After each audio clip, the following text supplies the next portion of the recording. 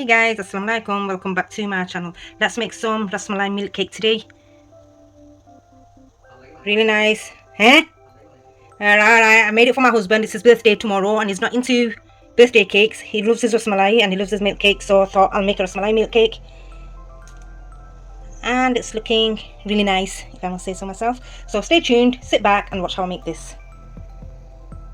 So in a bowl, we're first going to add the butter, making sure it's room temperature. And to that we're going to be adding the sugar. I'm using caster sugar here, you can use normal granulated ones. And all the measurements for the ingredients is going to be listed down below. So now we're going to whisk that in together.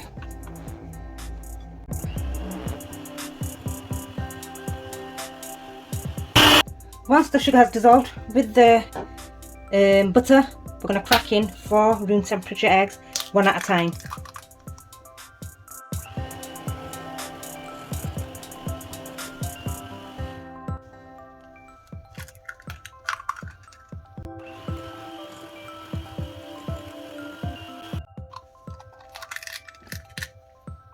Oops, we've got a shell in there. Need to take this out. I don't want this in the cake.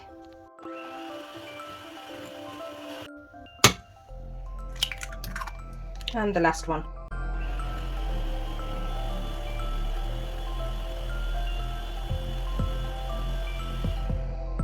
You can now see the colour's gone mellow yellow, so now we add in the flour. I've already sifted them and I've added a teaspoon of baking powder to it. So in 3 batches, I'm going to just carefully fold it in.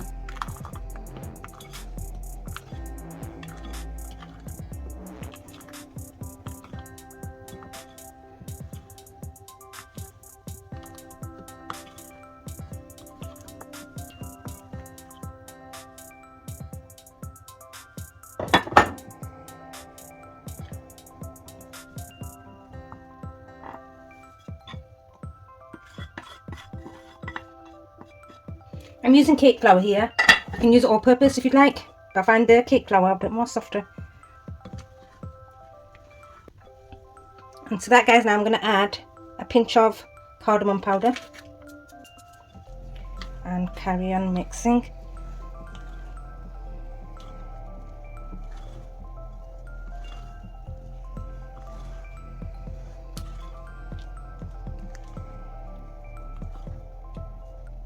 And we're done with that.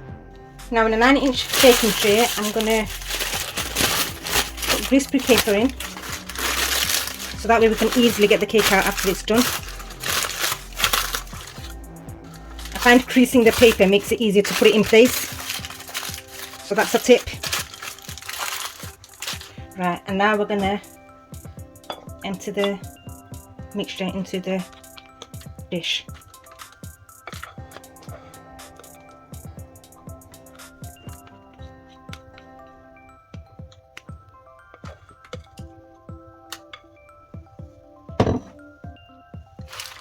Spread it all over evenly.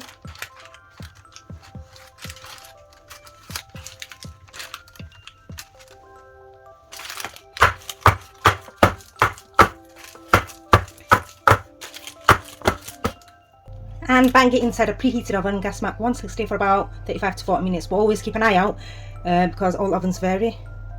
Now in a pan, whilst the cake's getting baked, I'm going to make the malai. We're going to add about 400 grams of evaporated milk. And the malai actually all depends how much you want in there. It doesn't have to be for cake, it could be more or less. I'm going to use about 200 grams of condensed milk.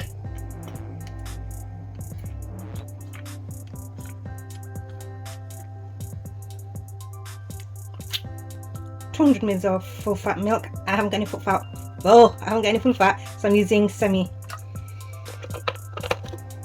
And a pinch of cardamom powder. And I'm going to let that come to the bubble on heat, slightly warm it up so it all blends in nicely together. I'll put that on medium flame and I'm going to mix in all the ingredients together, all the liquid. And we're just about going to let it come to the bubble and then turn the heat off. Otherwise, if you carry on heating it, the liquid's going to get thicker, the malai is going to get thicker, and then it won't soak in through your cake properly. And guys, if you wish, you can add a pinch of saffron to that. I'm not very fond of saffron, not in my cake anyway, so I'm going to skip that, but by all means you can add a bit of saffron to this. Guys, as you can see at the ends here, it started bubbling a bit and it's sticking to the pan, so we're going to turn the flame off. And we're going to transfer it into a beaker.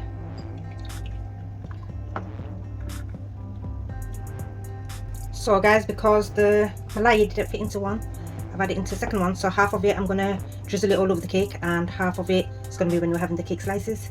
So after 30 minutes in the oven, our cake is done, it's nice and golden, and to find out whether it's been cooked or not, I've already tested it. You get a toothpick and you put it inside, and if it comes out clear as so, then it's been fully cooked, baked. So now we're going to get a fork and we're going to start forking it all over. Guys, I've got more milk cakes uploaded previously. If you scroll right down, I've got a few more different flavours. Do you give this a go? Do you give them a go? Right, so I think we poked enough holes in there.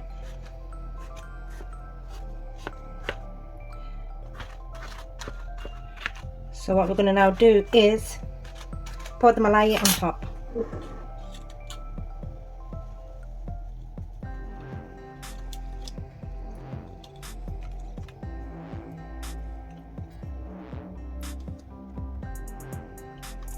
Making sure all of the cake is fully covered.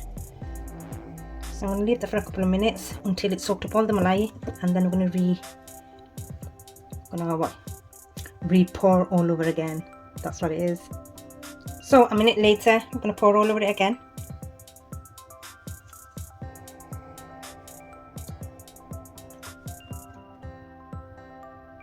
It's smelling really nice. I can smell the cardamom.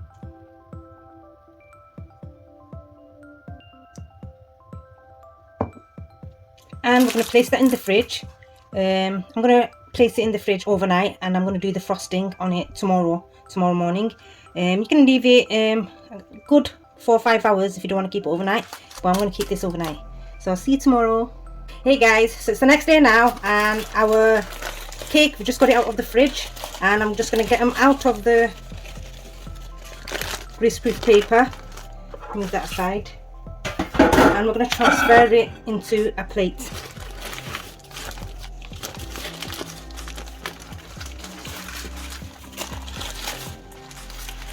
Like so. And what I'm actually going to do is, instead of slicing it at the top to make it flat, I'm just going to turn it over like so.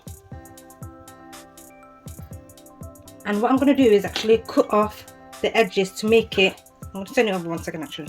Oh my gosh, I can't make my mind up. So the edges are really nice and straight.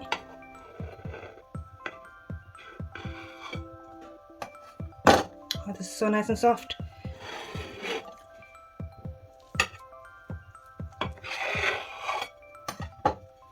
You can just have them pieces on its own.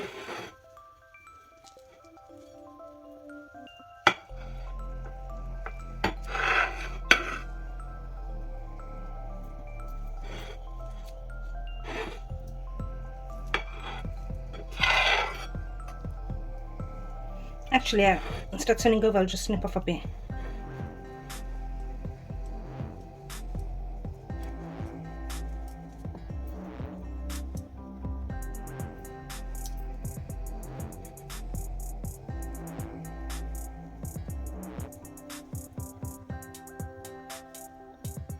There we go.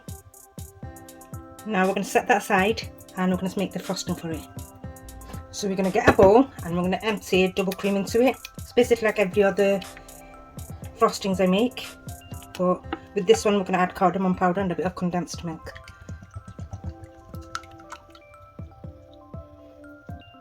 I'm going to add about 2 tablespoons of condensed milk.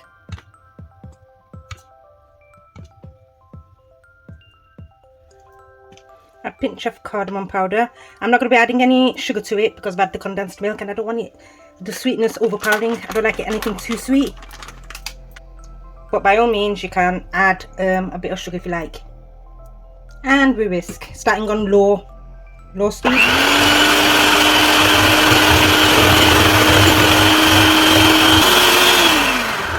And halfway through the mixing we're going to add in the mascarpone cheese.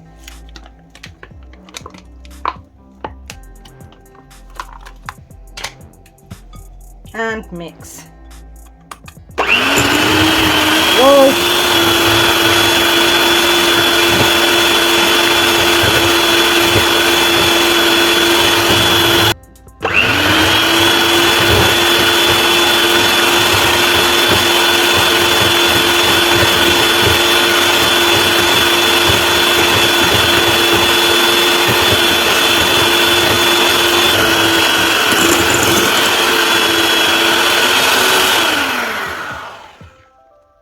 So I've got it almost to the stiff peaks, but I'm going to leave it slightly soft.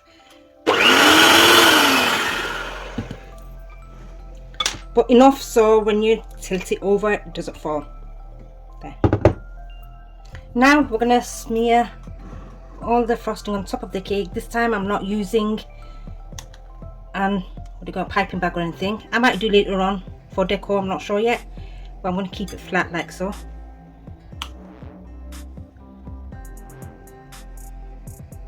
You can decorate it however you like. There's no actual way of doing it.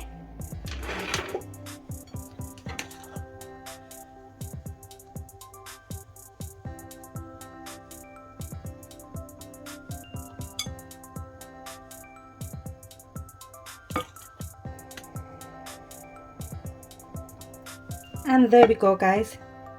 I've done it about the same thickness as the sponge itself, and I've tried to do it as neat as possible. And guys, I've got still some more frosting left over, so after I do the toppings, I'm just going to design it at the edges as best as I can.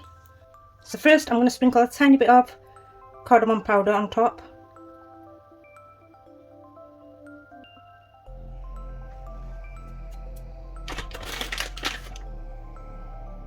Next, I've roughly crushed up some pistachios, and I'm going to sprinkle that on top.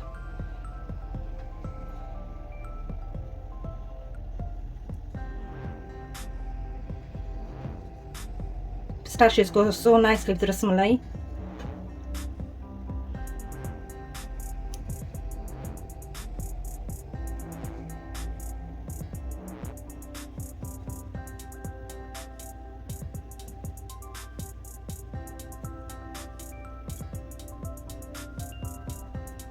There.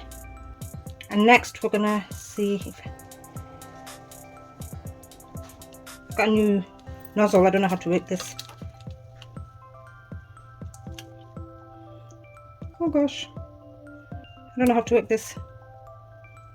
I'll come back to that, guys. That's the best I could do. Not to worry, I can fix that.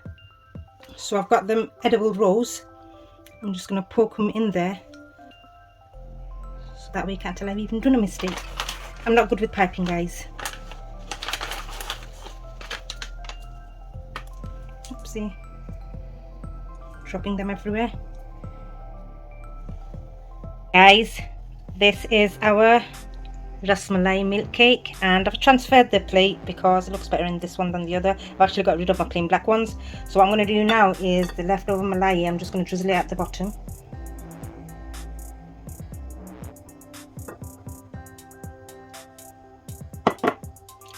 And look at that. So that's all done. This is actually for my husband's birthday. He's not into really birthday cakes and stuff. He likes his milk cakes, and it's a rasmalai flavour. He likes rasmalai, so I thought, why not? Pretty chuffed with that, actually.